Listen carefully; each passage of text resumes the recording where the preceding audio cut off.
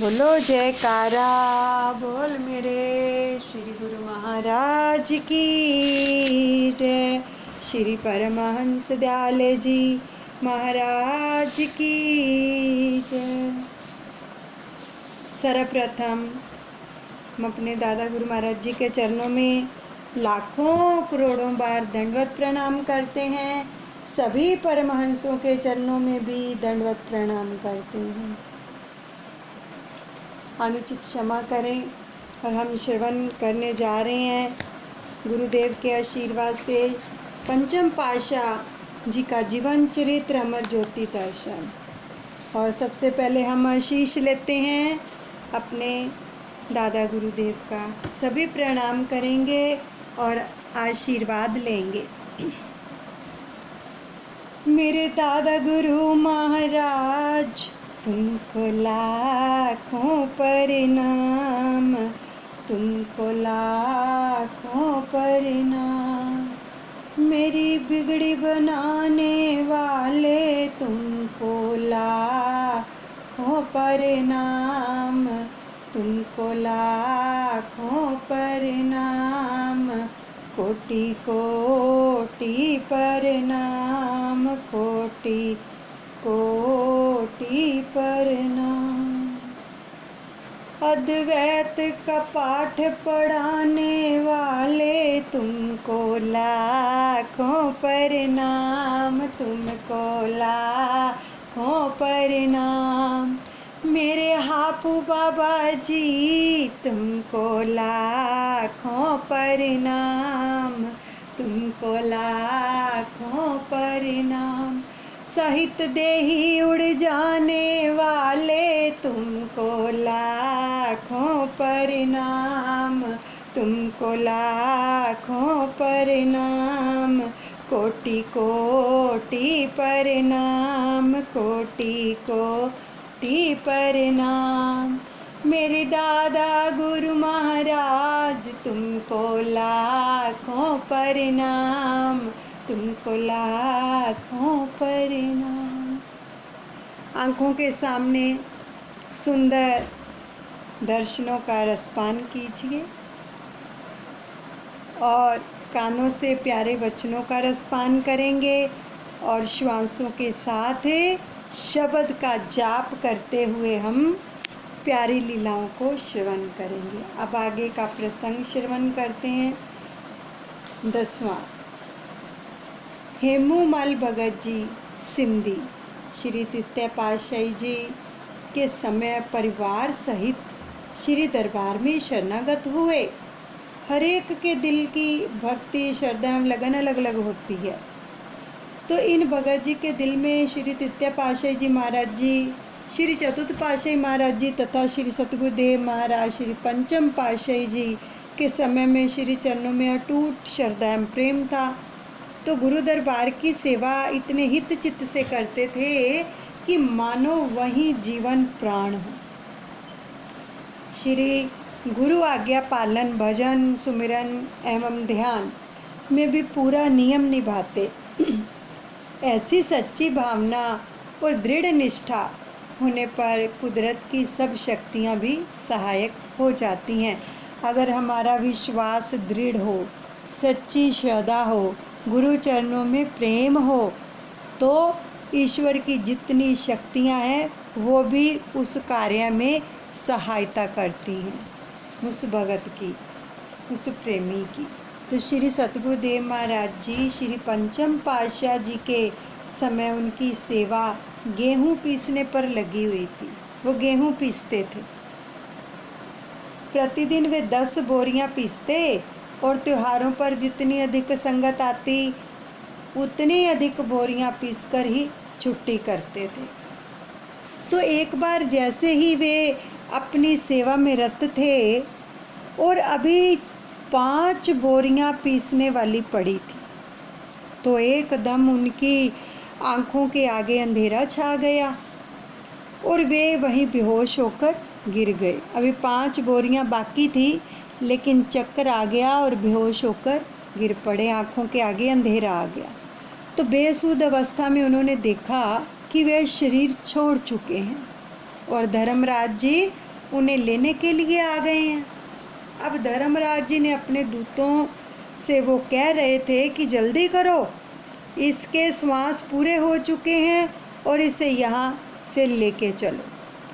तो भगत जी उनसे पूछने लगे कि तुम कौन हो और मुझे कहाँ ले जाना चाहते हो। आगे उत्तर मिला, मैं धर्मराज हूँ। हर प्राणी की मृत्यु पर मुझे उसे उसके कर्मों का हिसाब करने के लिए मृत्यु लोक में से ले जाना होता है। तो भगत जी ने जोरदार आवाज से कहा, धर्मराज जी, आप मुझे ले जाने वाले कौन होते हैं? अभी तो मेरी 5 बोरियां आटा पीसने वाली पड़ी हैं। मैं सेवा को अधूरी नहीं छोड़ सकता। मैं पूर्ण सतगुरु जी महाराज जी का सेवक हूँ। आप मुझे उनकी आज्ञा के बिना कहीं भी नहीं ले जा सकते और ना ही मैं जा सकता हूँ।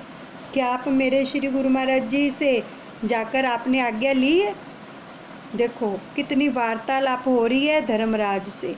अब धर्मराज जी असमंजस में पड़ गए कि क्या करें और क्या ना करें।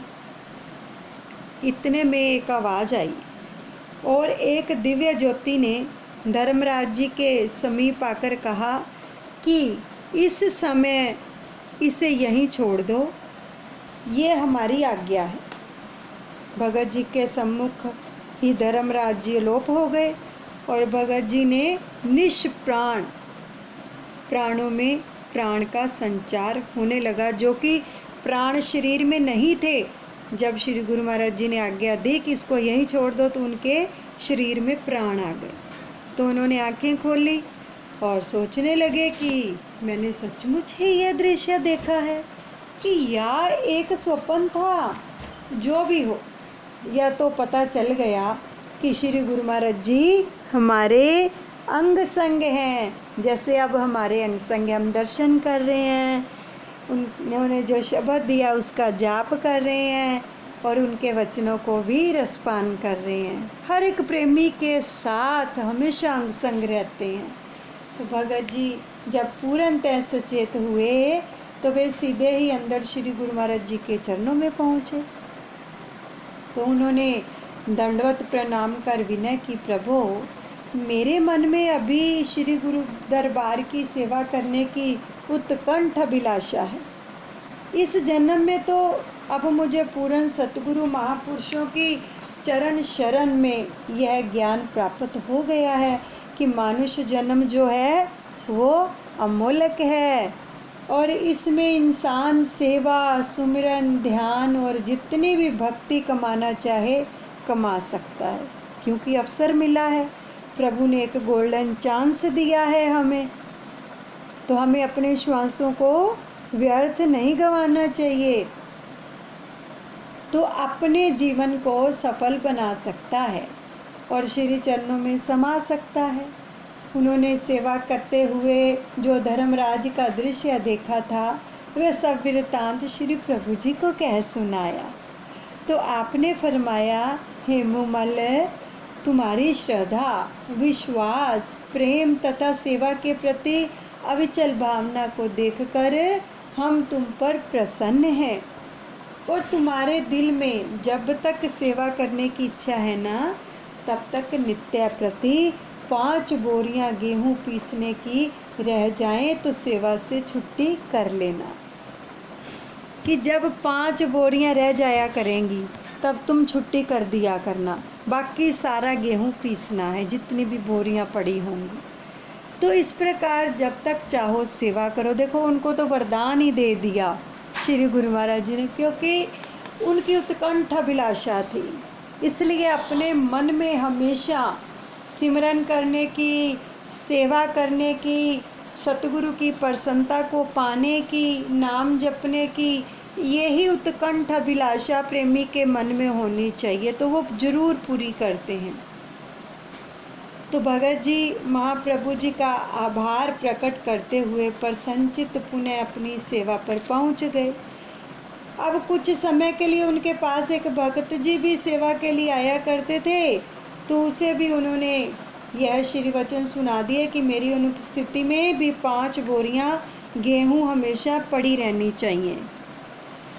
तो इस प्रकार कुछ वर्षों के पश्चात जब उनका शरीर कुछ शिथिल होने लगा तो उन्होंने महाप्रभु जी से क्षमा मांगी। जब शरीर साथ नहीं दे रहा था तो उन्होंने, बुजुर्ग हो गए होंगे, तो श्री गुरु महाराज जी से क्षमा याचना की कि श्री आज्ञा पाकर उन्होंने सारी बोरियां पीस दी और अविचल भक्ति करते हुए श्री प्रभु जी के धाम में स्थान पाया। क्योंकि 5 बोरियां भी उन्होंने बकाया नहीं रखी, सारी की सारी पीस दी, क्योंकि श्री गुरु महाराज जी ने फरमाया था कि 5 बोरियां आपने रखनी है, सेवा आपकी चलती रहेगी, वरदान दे दिया जब तक भी सेवा करनी चाहते हो। तो जब शरीर साथ देना बंद कर गया तो उन्होंने एक दिन सारी बोरियां ही पीस दी और उसके बाद प्रभु भक्ति में लीन होकर उनके चरणों में ही समा गए। तो प्रेमियों, एक बात का ध्यान रखो कि हमें इस कलयुग के अंदर पूर्ण संत सतगुरु की शरणागति प्राप्त हुई है, जो मौत को भी मात देते हैं, जो मृत्यु को भी टाल देते हैं, जिनके हुक्म के बिना धर्मराज उनके प्रेमियों को हाथ नहीं लगा सकता, ऐसे गुरु की हमें शरण प्राप्त हुई है। तो सच बताओ, हम अपने गुरु के वचनों को मानते हैं? हमें हर पल हर घड़ी उनका ध्यान करके शब्द से जुड़ना है, तो हमारा कोई भी श्वास खाली ना जाने पाए। तो श्री सतगुरुदेव दाता दयाल जी श्री प्रयागधाम में विराजमान थे। ये 11वां आ रहा है कि आपने वहाँ एक छोटा मंदिर बनवाकर श्री परमहंसों की दिव्य प्रतिमाओं की स्थापना की और श्री प्रयागधाम में सेवा कार्य करवाते हुए आप हर बुधवार श्री आरती पूजा के पश्चात कोरे काम चक पर कृपा फरमाते। वहाँ पर चक है कोरे काम, हर बुधवार को वहाँ पर कृपा करते। तो वहाँ नाश्ते का भोग लगाकर वापस श्री प्रयागधाम पधारते। वहाँ रहने वाले महात्मा जी और भगत जी का श्री चरणों में असीम अनुराग था और वे बहुत दिल जान से सेवा करते थे। तो एक बार महात्मा जी श्री दर्शन करने हेतु श्री प्रयागधाम आए। उस दिन मंगलवार था। रात्रि के समय वे भगत नंदलाल जी, जो उस समय नाई की सेवा करते थे, वो उनके पास गए और कहने लगे कि कल सुबह श्री प्रभु जी कोरे गाम कृपा करेंगे, तो मेरे बाल कुछ बढ़ गए हैं, अतः आप इन्हें अभी काट दीजिए, मुझे कल प्रातः जल्दी ही वहाँ वापस लौटना है, क्योंकि श्री गुरु महाराज जी ने कोरे गाम कृपा करनी इसलिए। तो भगत जी ने कहा कि अभी काफ़ी देर हो गई है, सुबह आ जाना, रात को गए थे। तो उन्होंने मना कर दिया कि अभी बहुत देर हो गई, आप सुबह आ जाना। तो कल श्री प्रभु जी के प्रातः पास सेवा में जाऊंगा, वहाँ से लौटकर आपका भी काम कर दूंगा। तो महात्मा जी कहने लगे कि कल तो श्री आरती पूजा के कार्यक्रम के पश्चात महाप्रभु जी सीधे ही कोरे गाम आएंगे, तो ऐसा प्रतीत होता है कि आपको उनकी सेवा करने के लिए श्री कार में ही बैठकर साथ आना पड़ेगा। तो महात्मा जी ने तो चाहे ये बात हंसी में ही कही थी, परंतु भगत जी भोले भाव से प्रसन्न होकर कहने लगे कि अगर मुझे ऐसा सौभाग्य प्राप्त हो जाए तो मैं जीवन भर आपका कृतज्ञ रहूँगा। काश मुझे श्री कार में बैठने का अवसर मिल जाए। सोचो जरा कि अगर किसी को भी प्रभु की श्री कार में बैठने का सौभाग्य प्राप्त हो जाए, वो कितना सौभाग्यशाली होगा। महात्मा जी ने तो वैसे ही अपने मुख से वचन फरमा दिए। तो अगले दिन प्रातः श्री आरती पूजा का कार्य संपन्न हुआ। तत्पश्चात श्री प्रभु जी कार में विराजमान होकर कोरे गाम की ओर प्रस्थान करने लगे। अब महात्मा जी को देखकर फरमाया कि आप यहीं हो, क्योंकि महात्मा जी वहीं पर थे। उन्होंने बाल भी कटवाने थे और रात को कटवाए नहीं थे उन्होंने। तो फिर श्री गुरु माई ने उनको देख के फरमाया कि आप यहीं पे हो, चलना नहीं है आपने। तो उन्होंने विनय की, जी स्वामी जी चलना है। तो महाप्रभु जी ने कहा कि कार के पीछे पीछे आ जाओ। तो कोरेगांव से कुछ ही दूरी पर अचानक महाप्रभु जी ने कार चला रहे महात्मा योग सत्यानंद जी को फरमाया कि हमने तो भगत नंदलाल जी को प्रातः श्री आरती पूजा के पश्चात ऊपर सेवा के लिए बुलाया था, तो वह तो ऊपर आकर बैठा होगा, अब क्या किया जाए। उस भगत को सेवा के लिए बुलाया था, तो आप कोरेगांव निकल पड़े, तो वो भगत जी वहाँ पर बैठे इंतज़ार कर रहे होंगे। देखो, तो महात्मा जी ने कहा कि मैं वहाँ जाकर उसे वापस जाने के लिए कह देता हूँ। तो अंतर्यामी श्री प्रभु ने फरमाया, नहीं, उसे वापस ना भेजो, ऐसा करो कि उसे इस कार में बिठाकर यहाँ ले आओ और हम यहीं उसे सेवा का अवसर प्रदान कर देंगे। इतना कहकर घट घट की जानने वाले दयानिधान प्रभु जी झट ही श्री कार से उतरकर वहाँ से श्री चरणों के बल ही चल पड़े। आप कार से उतर गए, श्री चरणों पर चलने लगे। सचमुच महापुरुषों की दयालुता का अंत नहीं पाया जा सकता। वे करुणा के अथाह सिंधु हैं और सच्चे सेवकों पर अपनी करुणा की अनवरत बरसात करते रहते हैं। उधर महात्मा जी कार लेकर वापस श्री प्रयागधाम की ओर आ गए। तो वहाँ जाकर भगत जी को श्री कार में बिठाया और कोरेगांव ले गए। अब भगत जी की प्रसन्नता का कोई ठिकाना नहीं था। उनकी हार्दिक अभिलाषा इतनी जल्दी पूर्ण हो जाएगी, उन्हें इसका अनुमान भी नहीं था। तो महात्मा जी भी उन्हें कोरेगांव पहुंचा हुआ देखकर आश्चर्यचकित रह गए और प्रसन्न भी हुए कि दोनों ने मिलकर श्री प्रभु जी की मिलकर खूब सेवा की और इस घटना के विषय में श्री प्रभु जी के चरणों में विनय भी की। तो महाप्रभु जी ने फरमाया कि जिसकी सेवा के प्रति सच्ची निष्ठा और दृढ़ लगन होती है ना, फिर उसे वह सेवा मिलकर ही रहती है। सेवक जी जान से सेवा करते हुए अपने मन चित्त को भक्ति में लगाते हुए सतगुरु की प्रसन्नता को पाकर अपने जीवन में सच्ची खुशियाँ भर लेते हैं। अब है 12वां, भक्ति भाव से पूर्ण भक्त्यानी बिमला अरोड़ा, जिसका परिवार भी बहुत ही श्रद्धालु प्रेमी था। उसको कैंसर की तकलीफ हो गई। बड़े ध्यान से इन वचनों को सुनिएगा। वह श्री दर्शन हेतु श्री गुरु महाराज जी के श्री चरणों में आई, तो उसने बहुत ही विनम्र भाव से श्री चरणों में विनय की, प्रभु मुझे कैंसर की तकलीफ हो गई है, मेरी श्री चरणों में यही प्रार्थना है कि आप मुझे ऐसे ही चलते फिरते और सेवा करते हुए अपने चरणों में ठोर दे दें। आप यह वादा करो कि मेरे अंतिम समय आप समय मुझे लेने आएंगे। देखो, प्रेमियों की पुकार, कुछ नहीं मांगा कि मुझे ठीक कर दो या मुझे तकलीफ़ है या कुछ है, मेरा दुख दूर कर दो।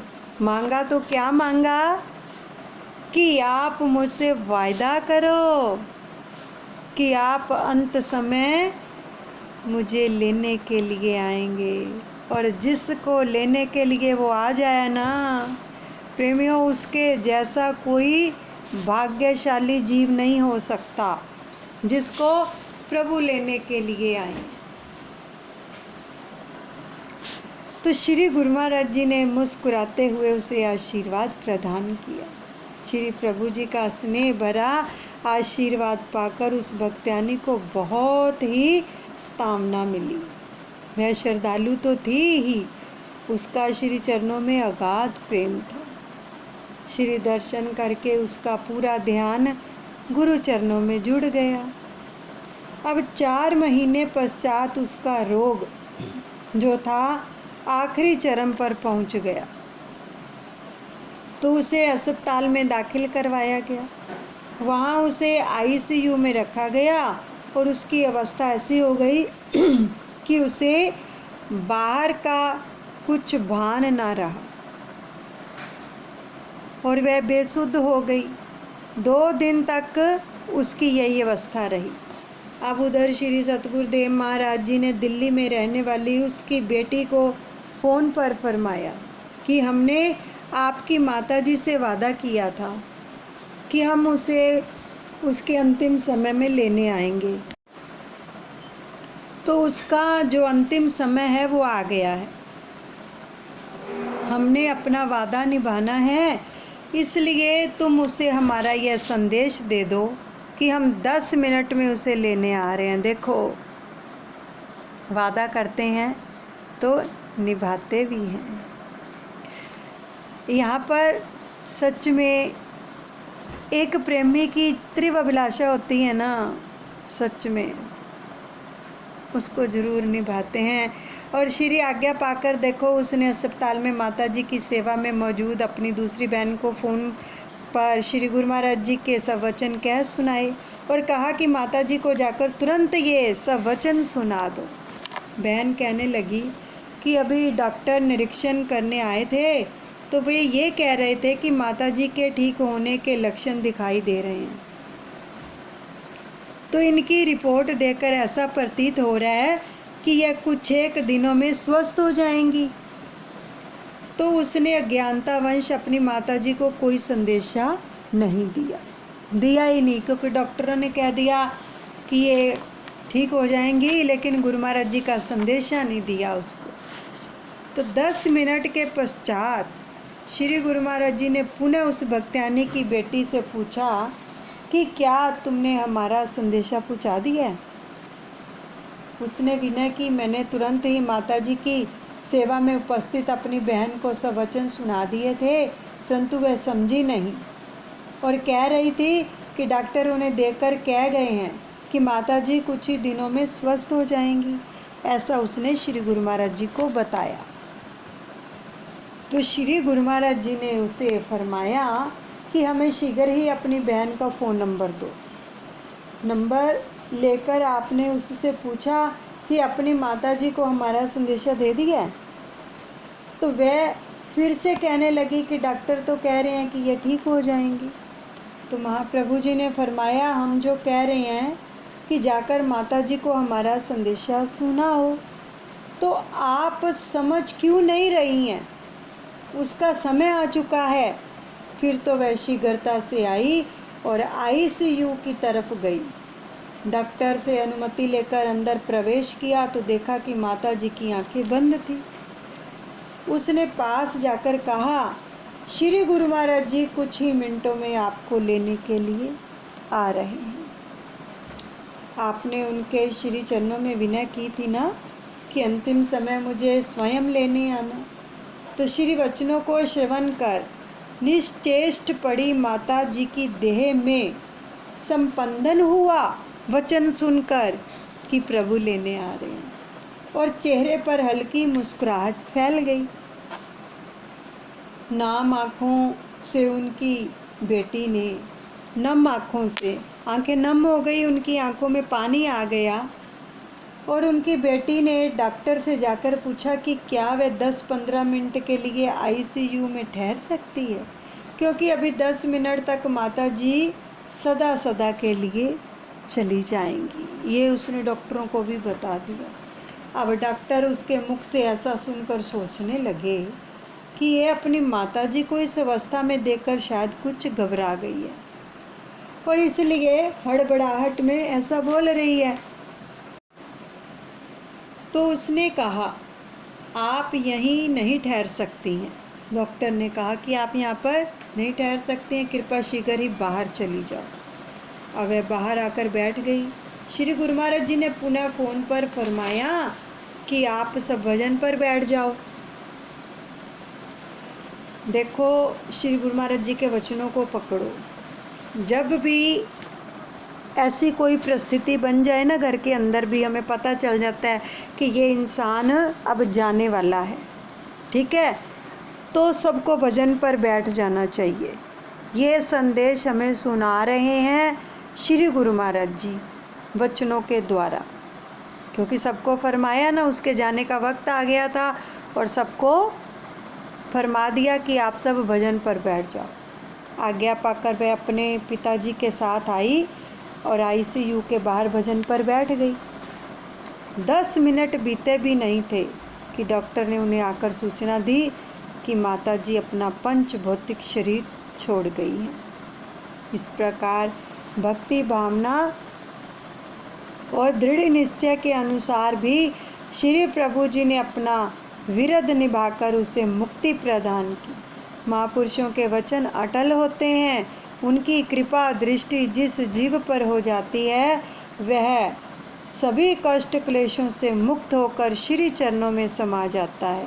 संत दादू दयाल जी अपनी वाणी में फरमाते हैं, दादू साईं सतगुरु सेविए भक्ति मुक्ति फल होए, अमर अभ्यबद्ध पाइए काल ना लागे कोई। अर्थात संत सतपुरुषों की सच्ची श्रद्धा भावना से सेवा करने से भक्ति का अमृत फल प्राप्त होता है। सेवक जन अनन्य भक्ति के अमूल्य जवाहर का उपहार पाकर अमर पद को प्राप्त कर लेते हैं। अब देखो हमें कितनी सुंदर शिक्षा इन भक्तानी से भी मिल रही है ना, कि मांगो तो क्या मांगो, सभी मांगो। सभी चाहते हैं कि अंतिम समय हमें हमारे इष्ट देव हमारे सतगुरु ही लेने आए। चाहते हैं ना। जिसको भी कोई मानता है, जिसका भी कोई इष्ट देव है, वो उन्हीं को पुकारता है और उन्हीं को कहता है कि आप ही हमें अंतिम समय लेने आए दादा गुरुदेव। तो हम सभी प्रार्थना करेंगे इस समय, क्योंकि विराजमान है गुरुदेव, और हमारी प्रार्थना भी वो कबूल करें सबकी। क्या वादा करो ये मुझसे तुम ये निभाओगे, अंत समय मुझे तुम ही लेने आओगे, पकड़े उंगली तेरी संगे चलूँ मैं तेरे ओ मेरे दादा गुरु प्यारे। जीना और मरना अब तेरे सहारे मेरे परमहंस प्यारे, ओ मेरे दिल के सहारे। तू मेरा प्यार है दिलदार है, ओ मेरे सते गुरु प्यारे। जीना और मरना अब तेरे सहारे मेरे दादा गुरु प्यारे। बस हम सबकी भी यही पुकार है प्रभु, कि जब अंतिम समय आए तो आप ही लेने आए।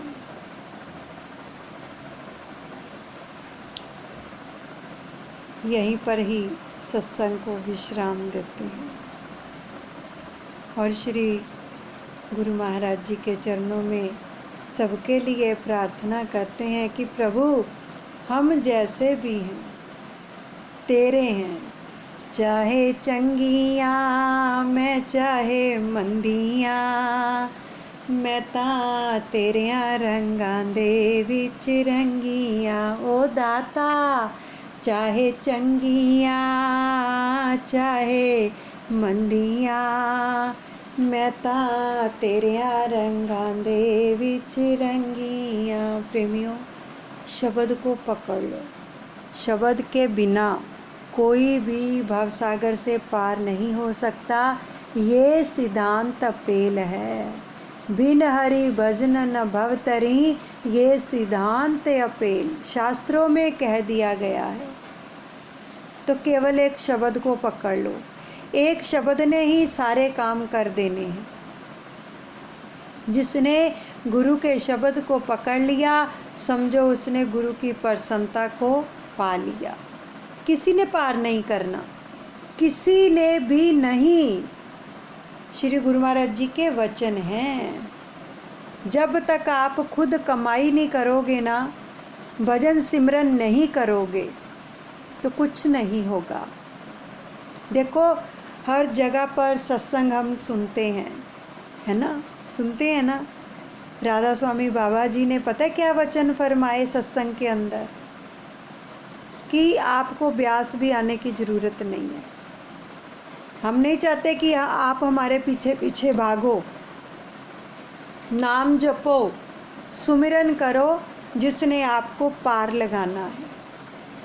क्योंकि सतगुरु हमें रास्ता दिखाने के लिए आते हैं और एक शब्द देते हैं हमें कि जिसकी कमाई को करके हम भव सागर को पार कर सकते हैं। इसलिए हमें बाहर से ज़्यादा, पंचम पातशाह जी के भी वचन है, अंदर जुड़ो, अंदर बढ़ो, अंदर अपनी चित्त वृत्तियों को एकाग्र करके नाम से जुड़ना है, केवल नाम से। दुनिया में कोई ऐसा शख्स नहीं है, दुनिया में कोई ऐसी चीज़ नहीं है जो हमें भव सागर से पार उतार देगी। वो कौन है? केवल और केवल एक सतगुरु और उनका शब्द। जो अपने सतगुरु का ध्यान करके शब्द का जाप करते हैं और निरंतर निरंतर निरंतर करते हैं, सतगुरु उनकी संभाल अवश्यमेव करते हैं। तो हमें शब्द से जुड़े रहना चाहिए।